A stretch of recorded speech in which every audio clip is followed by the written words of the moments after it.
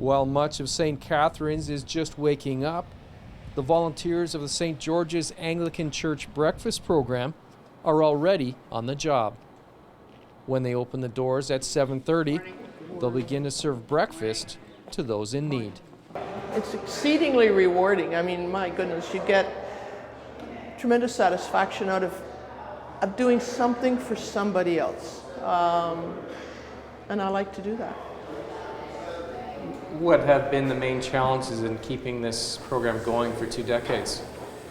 The main challenge, I suppose, to some extent is getting food, getting the finances. The volunteers we've been able to get, they come, initially they came from the churches, but now they come from everywhere.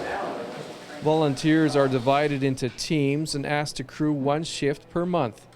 Many have been involved in the program for years. It gives me a great deal of satisfaction. It makes me realize how fortunate I am. About 10 years ago I retired, so I was looking for things to do, and also some of the people that I knew were already involved with this, so they asked me to volunteer, and eventually that individual semi-retired and asked me to take over as team leader for this group. Many of them thank you and this kind of thing.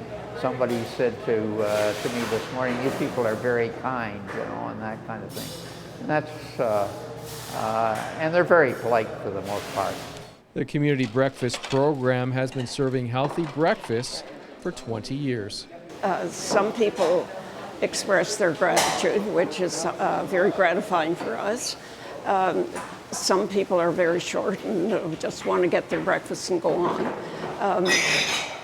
Occasionally somebody will stop and talk quite a while about the struggle through which they're going. Yeah, there's quite a variety, and of course we always talk about the weather, and we really sympathize with people on those bitterly cold days and those terribly hot days. Volunteers, along with some special guests who started the program 20 years ago, will be honored with a breakfast of their own on April 28th. And while they will accept congratulations for the milestone, some dream of a day when their services won't be needed. So do you see your involvement here continuing? Oh yeah. As long as it's necessary. As I say, hopefully at some point it won't be necessary.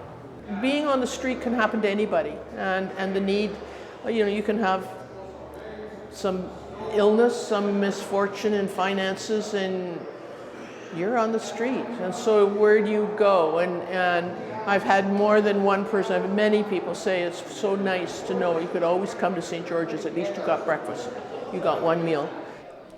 The breakfast program has been able to survive through community gifts of time and money. If you can help with either, please reach out to the church.